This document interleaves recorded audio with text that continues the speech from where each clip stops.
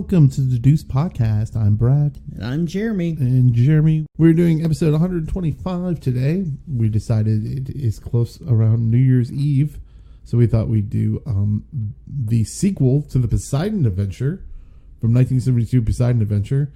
The sequel, yes, there is one. Didn't know there was until a couple years ago when we started this podcast and we were looking at sequels. Did you know that there was? I didn't until we started looking it up. It's called Beyond the Poseidon Adventure. Indeed. Which you figured Beyond would just be something besides the Poseidon Adventure, not necessarily the Poseidon. Right. But we're headed back in there, baby. Yeah, let's do it. Headed back in the belly. It's back in the boat. Back in the boat. Everybody this back in the boat. 1979, directed by Irwin Allen, who directed... Well, produced a bunch of those. Produced the original Poseidon Adventure. Yeah. Produced The Towering Inferno, which is an amazing disaster movie in itself. This, not so much amazing disaster movie. This was towards the end of the disaster genre, you would say. Yeah. We were kind of waning off of the airport movies and stuff like that. And he just kept going full bore with them, too. Yeah. And, like, there's a genre of these where it's like a bunch of big-name actors. Yeah. And a disaster. And some of them are really weak. Like, some of them are, like, the disaster barely happens, or it just got so formulaic and cheap that it was kind of pointless. And he was definitely, he was riding that wave, and he rode it, like, straight into the ground. Yeah. And with the help of the actors, I would say our main actor is Michael Caine. Oh, and the whole thing is star-studded. Oh, it's star-studded, but let's say Michael Caine is our lead. Yes. He plays our Gene Hackman kind of character, yes, you would say. Sally Field. Mm-hmm. She's in here. Carl Malden. There are a salvage team at the beginning of the movie that comes along the wreckage of the Poseidon Adventure, or the Poseidon. Yes. Not the Poseidon Adventure. It's not like the ship was called the Poseidon Adventure. But the ride going into the Dionysus party is the adventure of trying to get out of the Poseidon Adventure. This movie also stars Peter Boyle. What's that? You were like, I'm trying to get out of. I'm trying to get out. Peter Boyle, Jack Warden, Shirley Knight, Victoria Hamill, Telly Savalas, Shirley Jones, Slim Pickens, Mark Harmon. This is star-studded. Mark Harmon isn't even credited because he was baby credited. Mark Harmon at that point. He is an elevator operator. I didn't know he was an elevator operator. Did you? In the movie? Yeah. No. Yeah, his character, it says elevator operator Larry Simpson. Oh. I just thought he just was a kind person that was helping the girl from Lost in Space, Penny from Lost in Space. No. Yeah. No. Well, there you go. Like I said, this movie you can stream if you want, $2.99, and it is from 1979. We do have some information about this movie, don't we, Jeremy? This movie was a failure. I mean, there's a lot. There's a lot that came from it. The original thought or idea of a sequel came from Irwin Allen himself in 1973. He actually wanted the survivors of the Poseidon to be headed in a train to, like, can't remember where, and then like an avalanche would happen, and then the train would get buried by the avalanche, and they had to get out of the train. So kind of like, great, here we are again, kind of thing. Well, they abandoned that. They abandoned that, but they saved the premise. They saved the premise. It became a Sylvester Stallone movie, right? Yeah, Daylight. Yes. Yep. So they basically were like, well, hey, we have this whole premise behind this, like, we could use it, and so they held on to it all that time. Yeah, might as well, right? Might as well do that. There were some other interesting premises of what the sequel wanted to be. Yeah. Wasn't there at one point... There was a lot of script changes that were happening during this movie. You could totally tell. Yeah, no, the tone changes, like, throughout the movie. Yes. Or, like, certain things, it's just like, wait, what's happening? But they said that, like, almost every day they would get new pages for the script that were, like, suddenly everything was just changing. Yeah. And they'd have to learn what was going on real fast. Like, great. But, like, they at one time they wanted a live tiger. Yeah, loose? at one point there was going to be a tiger. What? Roaming the ship, just loose. which makes total sense. Did they say something about a volcano? How are you going to get a volcano in there? No, it was going to be an underwater volcano that happened. That was going to have an underwater eruption that would have taken out the boat. Whatever. Again, it's just this movie just keeps going and going. It's how to describe this movie is very ridiculous. This movie is very ridiculous, you would say. Yes, it is. Another premise was that they actually wanted Gene Hackman to return. Now Gene Hackman's dead. Okay, yes. So it's Gene Hackman's twin brother, like flying a helicopter trying to save his brother from and then coming to terms with it. His brother's dead. I don't know what else would going in there and trying to see if he can save him and ending up saving other people. Correct. Gene Siskel. Hold on. They didn't scrap that plot. Oh, they didn't? No, not entirely. They decided to use it later for City Slickers 2: The Legend of Curly's Gold. I thought you were going to say not Crimson Tide. I don't know why. No, Gene Hackman. No, Did you know that Gene Siskel, what is Siskel and Ebert? Gene Siskel said that at the end of the movie, at the end of the first movie, you should have had where there was a big explosion that tilted the ship all the way back, so they couldn't get out. So then they had to redo the whole. They had to go up the whole ship. At the end of the movie, it was just like a fucking failure, and they just and then the ship turns back around. And then at one point it points upwards and flies to the moon. And I'm like, what the hell? Like, how is that even possible? But I would have actually taken that over this film. Ridiculous. It's ridiculous. But you know what, though? Like, sometimes these movies suffer from that. Think about Westworld. Oh, very much so. Westworld 2? The future world? So Westworld, okay. Very, you knew what the storyline was. Robots went awry and all of this.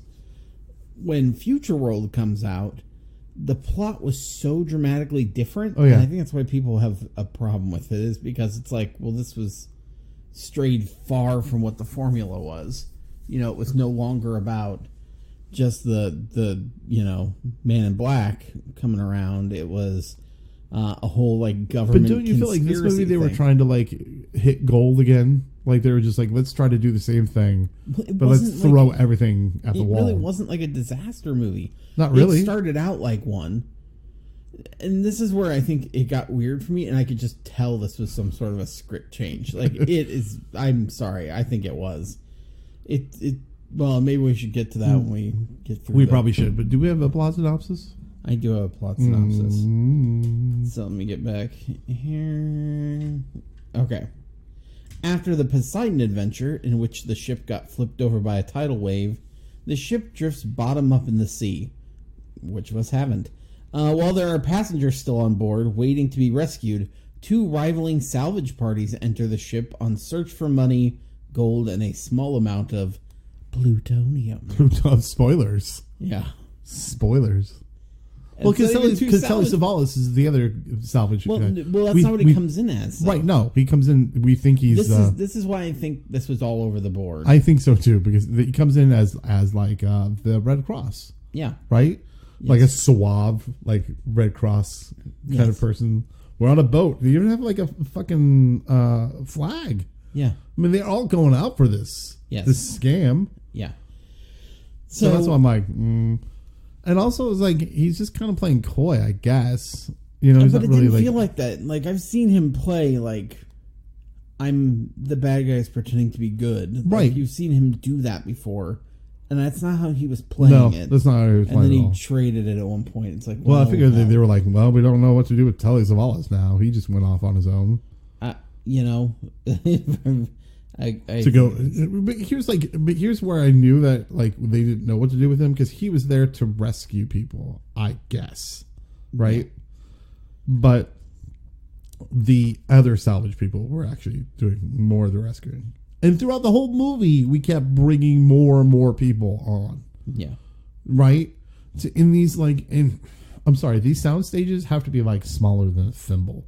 They are super cramped and super small. Yeah. And then you put a big, huge cast like that, it doesn't work. It feels very claustrophobic. Yeah. At least for me, it does. I mean, don't you think we had too many people on set at one time? Yeah. Well, yeah. We did. I mean, but that's how these movies normally go. I mean, yeah. Don't get me wrong. The first movie had a lot of people, but this is a lot. This is tons. We kept picking up people as we were coming around. Slim Pickens comes around the corner and is like, "Hey guys, how's it going?" Yeah.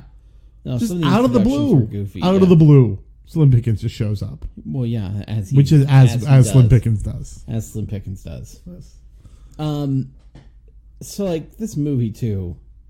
I mean, it probably should have been a sign. So like, Burt Reynolds passed turned it down right. After. Now most of these are after reading the script. Right. He read the script and was like, no. Clint Eastwood turned it down. Yeah. John Wayne turned it down. Like there was so many of these. I'm thinking John Wayne at that time was really old, wasn't he? 77. Yeah, he probably would have been the older characters. He was waning on his age. Michael Caine and Sally Field had both. They were earlier in their career. Fairly. Yeah, well, both. Yeah. I mean, early-ish. You know, they weren't Oscar award winners yet, but they both admitted the fact they were like, this was like our least favorite of our movies, and both of them have admitted that it was mainly for the paycheck. Well, there you go. And I'm sorry, I don't know what Boniva commercials are. Sally Field. Are those for the paycheck now. Too? It's different now. Oh, okay. Yeah. I don't know what season 4 of Brothers and Sisters was Sally Field, but I feel like that was a paycheck too. Weak season. Go back, folks. Go back. Don't. To Brothers and Sisters? Right. I have to start off at season 1. I don't even right. know if That's what I'm saying. No. I don't even know if that's streaming anywhere. It's a good question. I barely know it's a show. It is a show. Sally Field. Only because I've heard you say it before. It was kind of like her comeback, Sally Field. Anyway, I kind of want to talk about like this. This is hard to talk about because there's a lot going on. Yeah. To where like if you went plot by plot, I think you would get confused. Yeah. About like where it goes. I kind of just want to talk about certain scenes and certain actors. Yeah. In it. Do you know what I mean? For instance, Michael Caine. How do we feel about Michael Caine? Michael Caine's probably the strongest part in this movie. Well, okay, so when the movie starts, Michael Caine is the gruff kind of like bastard character, and he would be that character who I think they originally wrote him to be tough, like the entirety of the way through. I feel like that too. I feel like he's supposed to be the bad guy. And yes, I think he was supposed to be the bad guy. Not really, like he was supposed to be the tough guy, and I think that, like when I think Sally Field was the bad guy, honestly, because she kind of she came out of nowhere. She came out of nowhere. Mm-hmm. She was supposed to be the bad guy. I think so. And they're like, I don't know what to do with you. Yeah. Well, so Sally Field has shown up on the tugboat that Michael Caine, the Jenny that Michael Caine runs, and Carl Malden is his first mate, and then Carl Malden brings on Sally Field, Celeste, who just kind of like bumps into him at a bar. But you can tell like she just lies about everything, like she's. You know, like you don't know much about her. She's lying. She's whatever. And so I feel like she was going to turn on them at some point. Do you think like she was either going to turn on them or she was helping Carl Malden? I don't even think Carl Malden was the bad guy. You really don't. You think Carl Malden was supposed to be like the Red Cross? I think he was really the hospital ship. The hospital ship. Yeah. And I think like, because when he goes down there, he's like... That's what's so confusing about this movie. If you weren't... so frustrating. If you weren't really... some medic or like a doctor, like you say, then like he's checking pulses of people as he goes by. I'm like, it seems like that would have been a plot point where you would have been like, hey, aren't you going to check on that person? Yeah, but isn't he doing that because he's putting on a front for Michael Caine and them? But there's a better way to relate that in the movie, like where he doesn't do it and then somebody notices. Fighting about it. Like the plot, yeah, but I mean, go to the Carl Malden character then, because we're talking about it, right? Yeah, there's a point in there because he does turn bad, where you're like, where did that come from? and he's like trying to get plutonium. Oh, the Telly Savalas character. Yeah, I'm sorry, the Telly Savalas character. Well, they get a map and they're like, oh, let's all go together and blah blah blah, and they basically have to jump across this little chasm to get into the bursar's office to get the jewels and money and whatever. Right, that they want. Yeah, and what is it? Dr. Svevo, the Telly Savalas' character, and his minions are like, well, all of a sudden they're like, we'll turn back. You should go forward. We'll split up and we'll go this way with the map. And you're like, it was like, what? Like, it just seemed really weird all of a sudden. Well, there's no reason for them all of a sudden, like, his, like, posturing changed. And so they all go get the money and they do whatever. He runs off. And then, like, so they had, by this point, they had found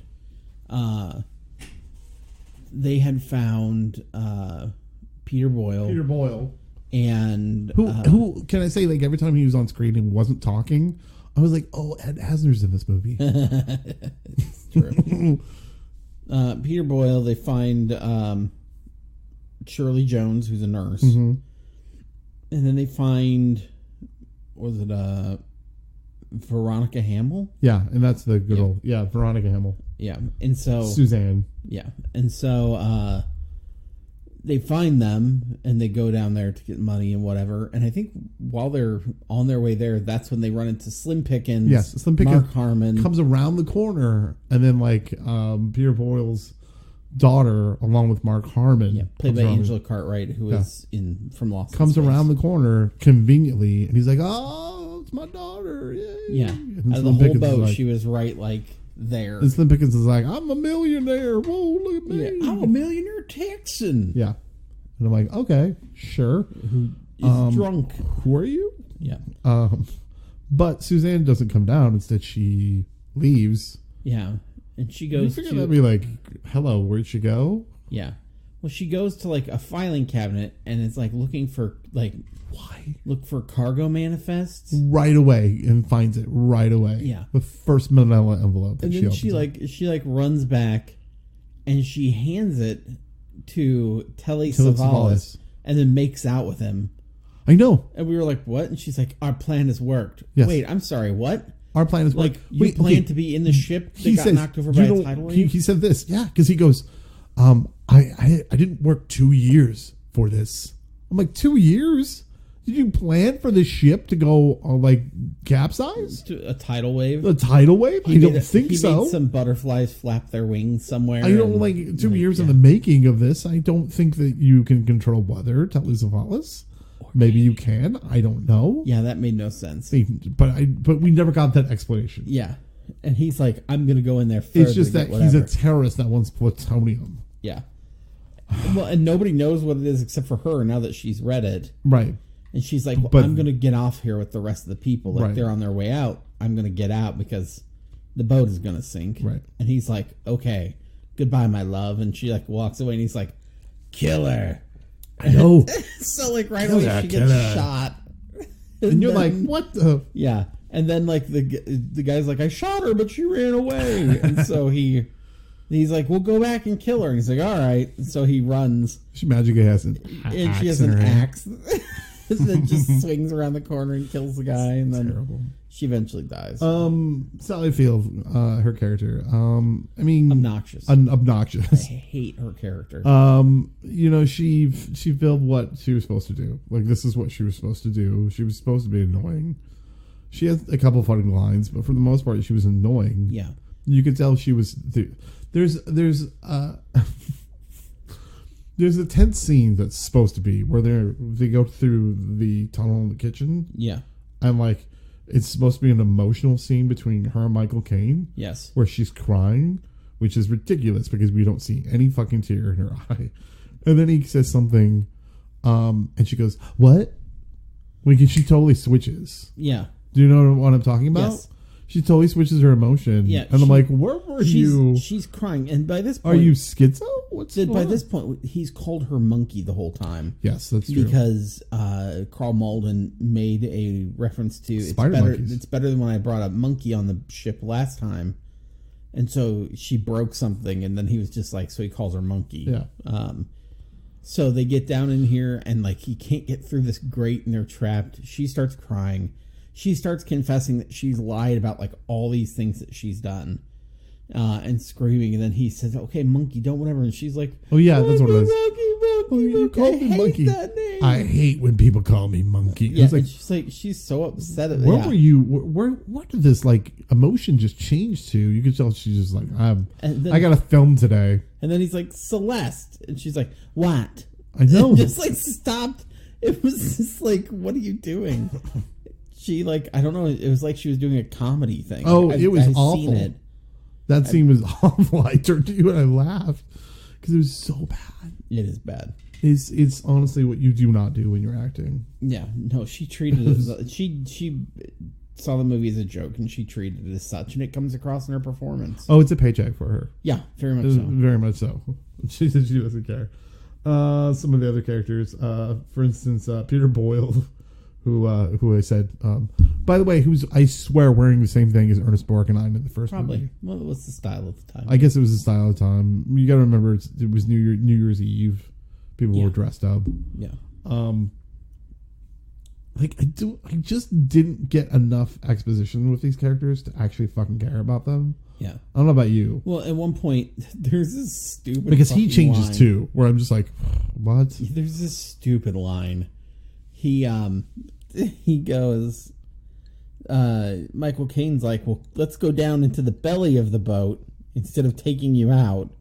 Let's go down because I need these jewels and whatever. Like, we can't go back the way we came. So we're going to go down and up and around. And he's like, let's go this way. And Peter Boyle's like, well, you know, blah, blah, blah. Why should I follow you? And he was like, you said you served in the Marines or something like, or you served in the Navy? And he's like, yeah, I was whatever, gunnery sergeant or whatever it was. And he goes, then good. You're used to take. Michael Caine says you're used to taking orders from a captain. What? That was just like okay. Yeah. And so that like established everything. But you know what I mean? Like it's like, but his character, and obviously his character's screaming a lot because he's looking for his daughter. Yep. His daughter finally shows up. It shows up with Mark Harmon, and he's like, leave her alone. Yeah. And at one point, Mark Harmon's character is like, do you think we're just going to, like, do it right here in front of everyone? Yeah. And I'm like, that seems like, what? Yeah. Like, don't be doing that, NCIS. Well, it's Mark like, Harmon? But that's what, like, at one point he's like, hey, are you okay? Yeah. Like, and then he's like, hey, are you okay, though? Like, around I hate you. Yeah. I hate you, kid. Leave my little girl. She's my little girl. Well, he saved her life. That and was the whole time you're like, you are going to die. Yeah. We know that this character is going to die. Yeah. There's no point to like fall for this character. We know he's going to bite it sometime. And the scene where he bites it is amazing. Well, because again, well, let's talk about. It just feels like they were handing pages right before they were filming. That's what it was. It was seriously like they were like, okay, you're going to open this door up, and then there's going to be a couple, and that person's going to be blind, and she's going to be like, I didn't leave him because he's blind. Yeah, and I'm like, what? Well, okay, so they've gotten jewels. They're walking around. Yeah. And then at one point they open a door. They open a door and there's a couple there. They play by Jack Warden and Shirley Knight. Shirley Knight. And he's blind. You can tell he's blind because Jack Warden is squinting and looking vaguely toward nothing. And then he puts his glasses on so that we don't have to keep that's how you know. charade up. But it was very, very. Do you know what I mean? It's like, okay, so this episode, we're gonna run into these people. You know what I mean? It felt like very episodic in a way. Yeah, it was odd. And then but then it was like, okay, they are terrorists, and we're gonna have a gunfight in the cargo bin. Well, he's like he's going through the cargo. They come in there, and everybody has AR-15s. Yes. And just pulls them on him. There's just like, tons of them that were in there. Yes. And then But then the ship like shakes, right? And Yeah. everyone goes into their opposite directions and these boxes falls to separate the bad guys from the good guys. Yeah. Then all of a sudden they've got guns. Well, right. So I thought like, hey, this could have been cool if it was like a thing where you see stuff falling and Telly Savalas is just watching Michael Caine through like the debris, Sure, knowing you couldn't hit him, and it's like, oh god, we gotta run for it. Yeah. But all of a sudden, Michael Caine and Peter Boyle pull up their AR-15s, have guns literally too, out of nowhere, and are also just exchanging fire back. They didn't know any of those guns were really even there. No, but magically they got them back. Yeah, and then then all of a sudden, dumb. Mark Harmon has one. Oh, Mark Harmon has one too. Runs in Cover me. And has an AR-15 again out of nowhere and starts firing back to lay down cover fire for them. And he keeps switching out clips. I'm like, where are you getting all the clips from? And even later, that's true too. Where are you getting the clips from? Later, Mark Harmon has like a thing of like 4 clips. Oh, he does? Yeah, that he somehow managed to get a hold of.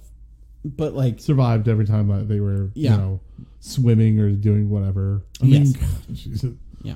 Jesus Christ. So they all have guns all of a sudden. So there's this like massive firefight. They get away. They manage to like hunker down in a storage bay. There was a storage bay. Yeah. Yeah. And it is. So they get down in there.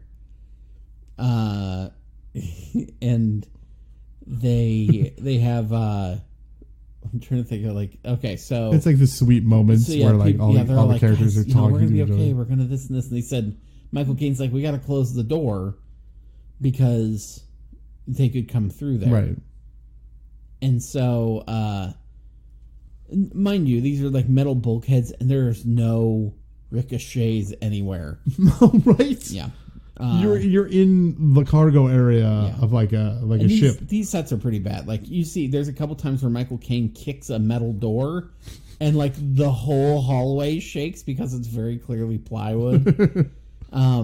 But it's like who did your set? The set from the people who did Finders Keepers, the game show on Nickelodeon. Yes, that's what it feels like. No, hold on. Don't disparage Finders Keepers.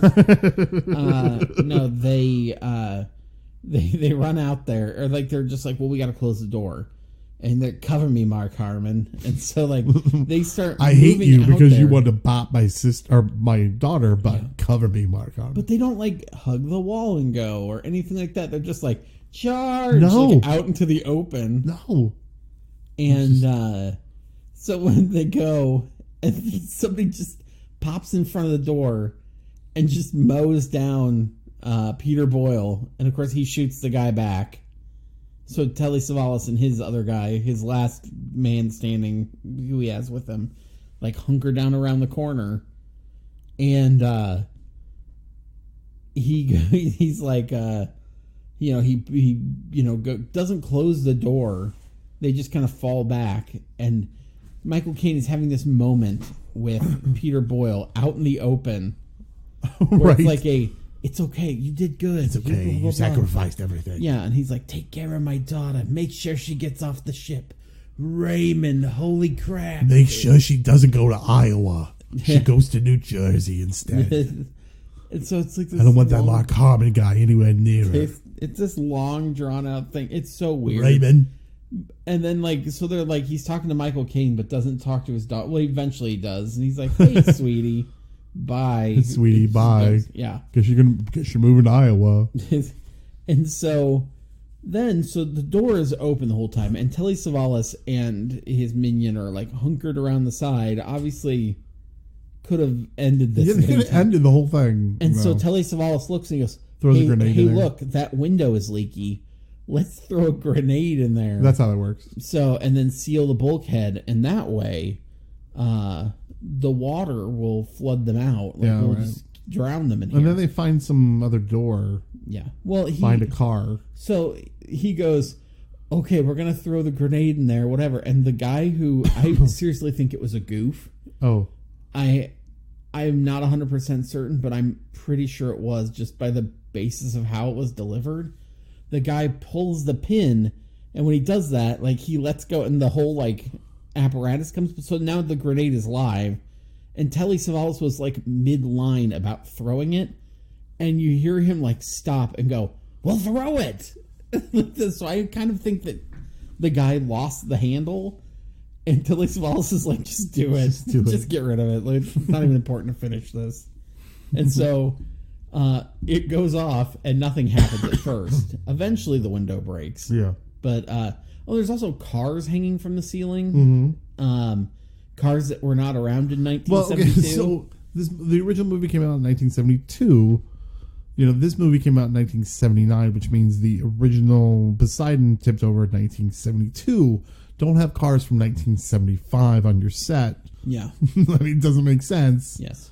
Unless, this is a very luxury liner that has, like, the future capabilities. They got them 3 years early. Of knowing what things are 3 or 4 years early. Makes sense. So they all, like, scurry out to escape. And there's, like, the captain's helping everybody up. At one point, the blind guy's wife dislocates her shoulder, so she has that in a sling. So it's hard for her to get up there. So Michael Caine makes sure everybody gets up. They get the blind guy up. They get everybody up there after he's struggled on other ladders. Right. So Jack Warden, everybody's up there. He's trying to help her up. They get about halfway, and she just falls off the ladder and knocks him in too. And then we don't ever see anything. She's just gone. Once she hits the water, she's gone. And then he loses the last of the, like, jewels and whatever he was carrying from the safe. Yeah. And so, he's like, oh no, and he keeps diving back under to find her, but never does. And so then he escapes. Like, he goes up the ladder and he, tells Jack Warden he's sorry and whatever. And so then they're just, they finally come to a place where they're going to go down the hall, but they have to, in order to get through the doors so they can get up and out, they have to scuba dive out. Sure. And so they only have so many tanks. So the cast had to learn how to scuba dive. Yeah, they had to really learn how to scuba dive. Well, okay, so the Telly Savalas character has other minions on his boat. Yeah, apparently. Apparently he does. And he's like, bring up the plutonium next. But they had to, like, go through all that to go get it, right? Yeah, it's not like it was right there. Yeah, it was down in the belly of the ship. Down in the belly of the ship, right? Yeah. And so you have, like, he goes... I'm like, how does the minion know? They managed to get their way back out the hole they came through. And he's like, let's start bringing stuff up. And you see him throw a net down in the hole. Because that works. Yeah. And so they throw the net down in there. And the next time you see them, they have, like, 20 boxes, like, crates of, like, weapons that they brought up. And he's like, okay, we're going back in for the plutonium. Yeah, and that was... How did you get it so fast? I have no clue. Makes no sense. Like, you would have had to snake it through the entirety of the ship. Mm-hmm. And to get it out there that fast, too. Yes. But none of the minions knew where it was. Right. Only he did. Yeah. So it's like... But he's up on the boat telling people, come on. Yeah. Oh, no, turn left, I guess. I left a trail of breadcrumbs. Meanwhile, they're, like, on the side of the boat because that's how they're getting out. They're getting out, and they don't have... They're like, oh, we don't have enough breathing apparatus. We're going to have to buddy breathe. It's like where you switch your mouthpiece back and forth, the aspirator piece back and forth. Although... I think didn't the tanks have some? Mm-hmm. The tanks had them, but they were dumb enough that they were just like whatever. We got a buddy breathe instead. So they managed to make it out. Tenseful for the script. But then Carl Malden says buddy breathe doesn't go with them, and they're like there weren't enough tanks. What was wrong with him? They never said. Right. He was dying from something, but they never said what he was dying of the from. Plot being terrible. Yeah. And so, but they never really show him. He sends them off, and Michael King goes, "Where is he?" Yeah, like, they never show him. And he goes, "I'll go back for him." And he like goes back and like pokes his head up, and he's just like, "Nope, he's gone." And he goes, "I couldn't find him." He was a ghost the whole time. Yeah. And so, and they're being chased by a ghost. Him and Sally Field go underwater over to the boat, over to the Jenny, over to the Jenny, yeah, to get it started and go pick everybody else up. And so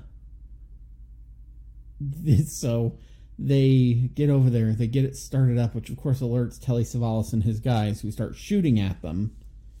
And then all the people at the boat are like, you know what we should do? Well, okay, so Sally Field starts shooting at them. She hits one and she goes, I hit one. I actually laughed at this. Yeah. Then he goes, hit another one. Yeah. I thought that was funny, but I don't think it was supposed to be as funny as I thought it was supposed to be. Not. But I laughed at it. This is a movie you laugh at, not for the right reasons. Yeah. So like everyone's like, hurry, let's go. Let's hurry and swim. Now they have these apparatuses on, so like go underwater, but instead they're like, let's splash around like dying seals. And so they're like splashing their way across. Bullets are flying at us. Yeah. And now the whole time Slim Pickens has been holding a bottle. Yes, because he's wanted to drink liquor. It. He wanted to see this on because it's this this like expensive bottle of wine from like the 1850s. Yeah. And he even says, like, you know, he's talked this whole thing about how he's rich, how he's gonna like pay off the mortgage on the captain's boat, on the Jenny, and like all this stuff. And before they get out there, he confesses he's actually the assistant wine steward. He's not really rich. And Michael Caine's like, I knew the whole time you were, because you knew where the kitchen was. Do you hear Michael Caine for me? I knew where it was because he knew where the kitchen was. I knew where it was. You knew where the kitchen was. Mine, you kings of New England. So he's like ridiculous. He should be rich because he's a fun rich old guy. Yeah, and he's Slim Pickens. Were they like, okay, you're not really rich this time? And it should have. Slim Pickens should have played Slim Pickens. That's what I was hoping. I was hoping it was going to be like Postman. Yeah. Like what's his bucket? Can't think of his name. The singer. Won't back down. And, Tom Petty. Yeah. Right? I wanted to be Tom Petty. Like him to be like Slim Pickens. Yeah. But not really say that he's Slim Pickens. I always wanted to call him Slim Pickens. Yeah. Too. Like, no, Slim Pickens. No. But then he gets shot while he's swimming with the bottle. Yeah. Just drop it, dude. Like, whatever. Yeah. But they never show. Like, you never see. He doesn't have any, like, grand lines send off. He doesn't do whatever. No, they just shoot him. Like the whole, like, what a lack of payoff. Mm. And the whole thing is stupid because they're firing at the boat, and then all of a sudden Telly Savalas goes, "There, the one guy in the water, shoot him." Yes, the one guy in the water. You know, the one that was carrying the he specifically says, the whole time. Shoot the guy in the water, and then they shoot Slim Pickens. But everyone's in the water. Oh. And so, so they grab everybody and turn and start fleeing. And then the boat has more explosions. And then it's like a giant blue fireball. The whole ship blows up. The whole Poseidon finally blows up. Yeah. And so Telly Savalas dies. And the ship of Jenny is out to sail. And then we get like a little closing thing. Well, and at first I thought, you know, Telly Savalas is going to die, and then they're going to get his ship because the Jenny has a mortgage on it and it's falling apart, whatever. Makes sense. They keep talking about it. I was like, and then he'll get Telly Savalas' ship for free. And obviously, it was just close enough it's gone, I assume. Yeah, I guess it's probably gone. But they're like, he's like, are you going back to your riches or your French estate that you came from or whatever, Sally Field? And she goes, I lied about that too. Oh no, did you? Yeah, really? It's a surprise. And he goes, well, I would let you stay here on the Jenny with me, but it's got a mortgage against it, and I'm not going to be able to afford to, pay that off. And she goes, will this help? And like, I can't tell where it comes from. Where did it come from? If it comes from her belly button? I thought maybe like a belly button. I thought it was in the tie of her shirt. I thought she tied something from like her shirt. That's what I was wondering. And she untied it, and she was like, here's a gem. She tied it inside of like... Here's a gem for you, beyond the Poseidon adventure. Yeah, she goes, here's a big diamond. Which you were like, that looks like the glass from the bottle that Slim Pickens was carrying the whole time. Oh, yeah, that's going to get you. Yeah. That's going to pay off the mortgage. And then they sail off into the sunset. Yeah. No sign. Goonies. No sign. There are a bunch of Goonies in this movie. They are Goonies, in a way. Aren't they? Yes. But if they were Goonies, I would definitely say die. I would say die too on this one. But you've been deuced on this, Jeremy. So why don't we do our 5 questions? We should do our 5 questions. First off, we should. What do you think is the best part of this movie? Well, I'm going to tell you that this is a little bit difficult.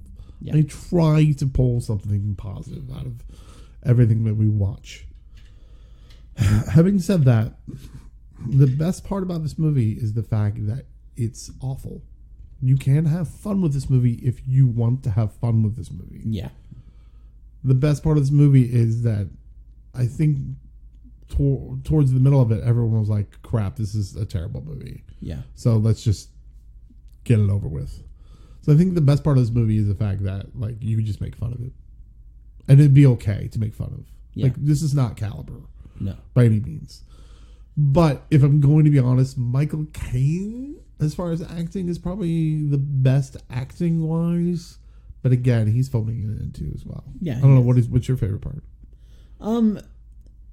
I like the general idea. I like the idea too. Yes. The execution's terrible. The execution is terrible, but I like the idea of like these ships coming, to salvage. Yes. And it almost would have been better if they would have started at the beginning from being 2 rival salvage groups. Mm-hmm. Either make it where you're there to help people, and maybe Michael Caine still has his secondary thing about like the treasure, and then he ends up giving that up to save the people. Right. Or just make it where it's 2 rival groups who are going up against each other and don't care about this like saving anybody's story. Assume everybody's been saved, and just have 2 rival groups going at each other. Like one of those 2 things would have been good, but I like the idea of them going back to the ship and going after the money.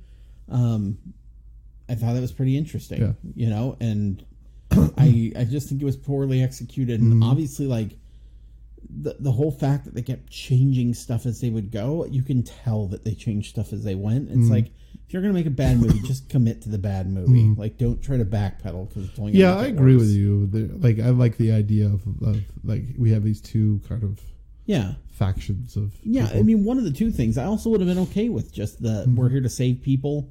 They were here to save people, except he was there for the money, and he ends up, saying, "Hey, people are more important than money." I could have lived with either of those. All right, number 2: reboot, continue, or cancel. This movie is a cancel. I mean, obviously they rebooted it, or at least tried to with Poseidon. That came out. Yeah, a remake. You would say this is one of my favorite movies. Poseidon. The Poseidon Adventure, not the remake. I love Poseidon Adventure. I did too. There was a moment where I would watch it almost every New Year's Eve. Yeah. Because it's just so much Happy fun. New Year.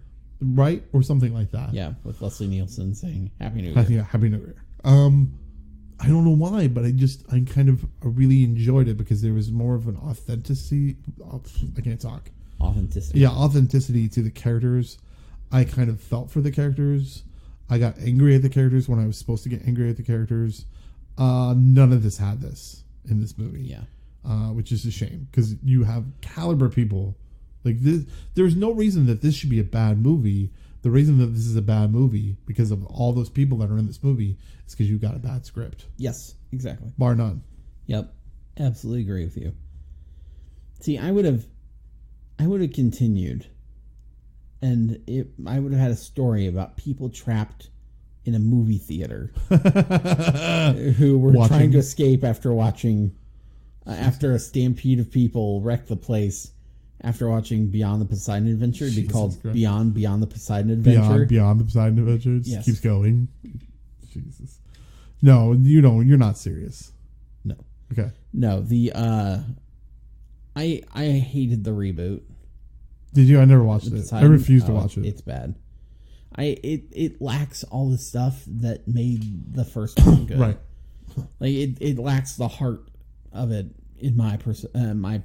I really think that like the character of Gene Hackman in the first movie is something of a spectacular performance. Yeah. I think it doesn't get noticed enough Did we mention that we see his corpse laying on the ground? Well, yeah. Like is on in the fire. movie, but I really think that this is one of the better Gene Hackman performances that you get, and at least underrated. You know, because you do have Unforgiven, you got Royal Tenenbaums and stuff like that. And I've seen Welcome to Mooseport. There you go. And you were the only one. So what I'm saying is that, like, I love, like, that character. You know what I mean? So it's very hard for me to just, you know, reboot this or continue or do anything with it. Nope, I completely agree. I would cancel it. You don't need to keep going. Bring his twin brother could be flying. Nope. Does this stand on its own? No. Why would it?